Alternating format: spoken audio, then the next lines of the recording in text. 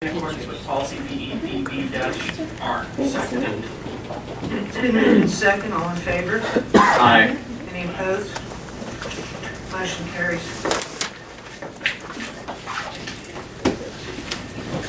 Then we're all caught up. Educational services. Performance. Why'd you spell it?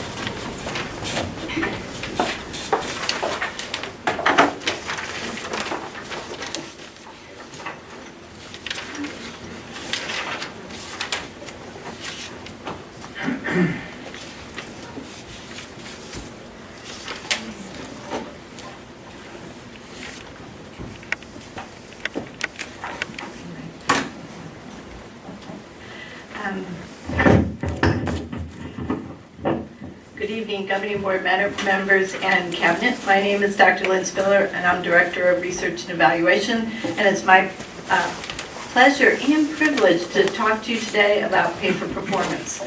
So at the beginning of the school year, we asked the Governing Board to approve an advisory ad hoc committee to do the annual pay for performance review. And the product of this committee is to make a recommendation to you about the change in the criteria for the next school year. So I believe they've loaded this PowerPoint on curriculum docs. So these are the agenda items. We reviewed I want to review for you the members of the committee and its distribution among our employee groups.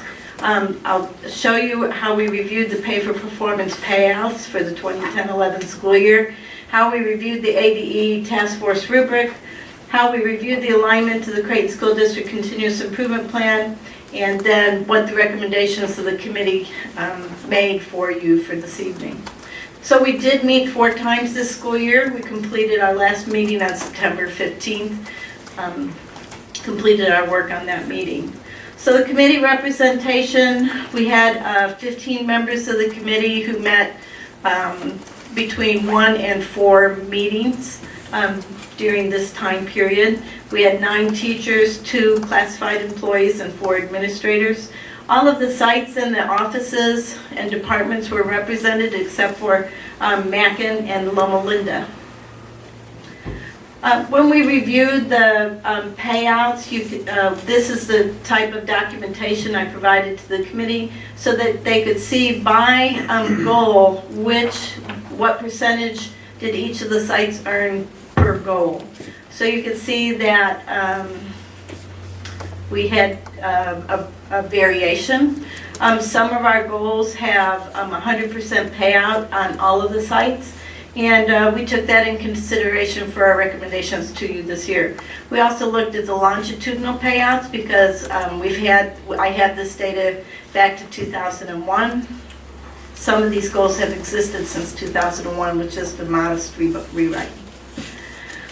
This is a picture of our staff communication letter that we send out about the first week of November so that the principals and the teachers and the classified employees know what the payouts are by site. They always ask the questions, so we feel like we should provide them the information before they even ask for it. So this is the type of communication we send out before the checks are given to them the week of November 1st.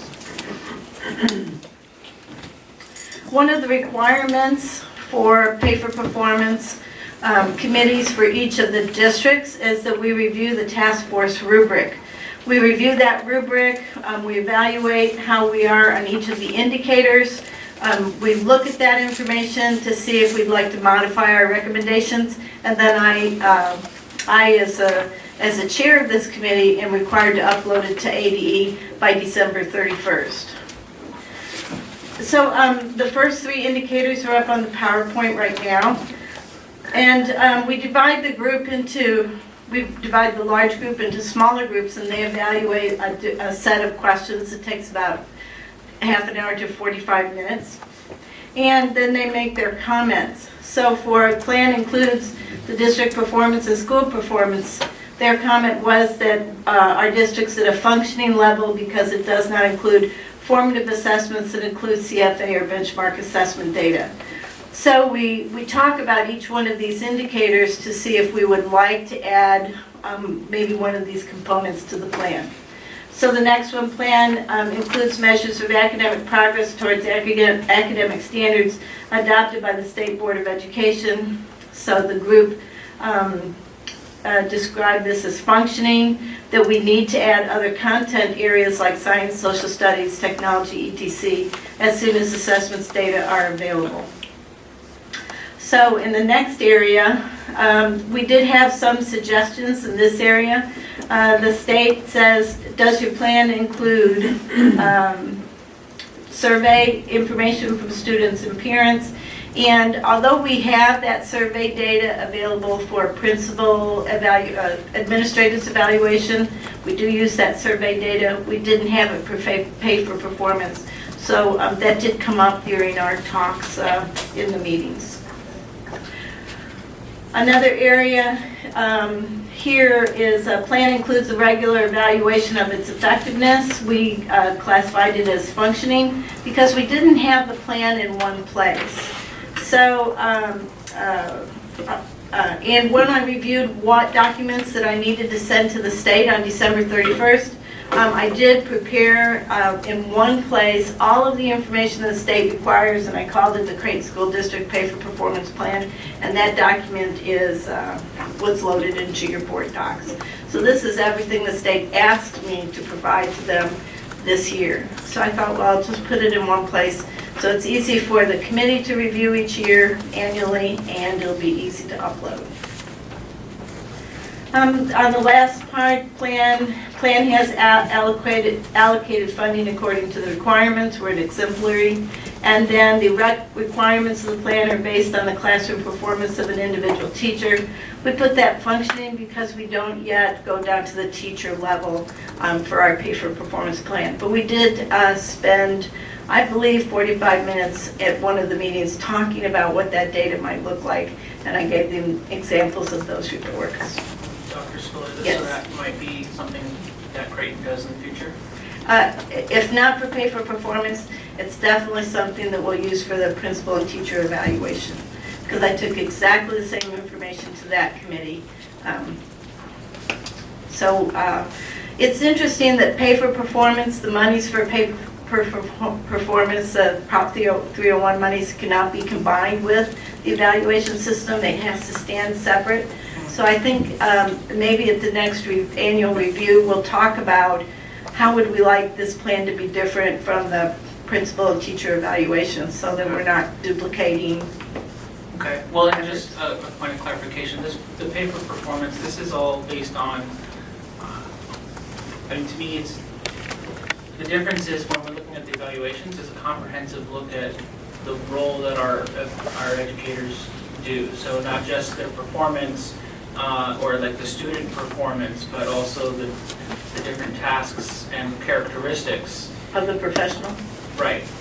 So that they're measuring different things. That's true. Okay. So I think that's what I'd like the committee to consider is how to make sure that we, we're not duplicating efforts. Sure. And that we actually make this plan increase the probability that we get the behaviors we hope to get, which would be more collaboration, more team building, more team support. Those are the things that I hope that the plan could do in the future. Okay. ADE, so that was the task force rubric, and from that analysis of the rubric, our discussion points were add formative assessment data, add parent survey data, delete attendance due to the fact that it's paid out every year for many, many years. And then we continue to explore the teacher-student level assessment data. So when we looked at the review of the Creighton School District Continuous Improvement Plan, and I'm just providing you a snapshot of our strategies and initiatives, we just verified that it was aligned. We didn't make any changes to the recommendations to this plan for the pay for performance. So at the last meeting, we took all of the information from the 4 meetings, and these are the recommendations that we'd like to present to you this evening. The changes are in a purple color, and I chose purple instead of red this year because red doesn't print well. It always comes out really gray, but the purple actually printed pretty bright. So in the second column, which it shows the percentages for each of the goals, we made changes to those goal amounts. Right now, we're recommending of changing the allocation for AYP down to 5% because in the 2012-13 school year, we actually expect the state to maybe get accepted for a waiver. The AMOs go up, as you know, precipitously each year.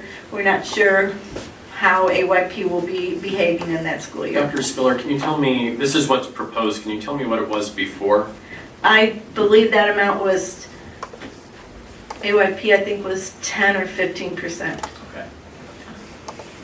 So the suggestion was to reduce AYP down to 5%.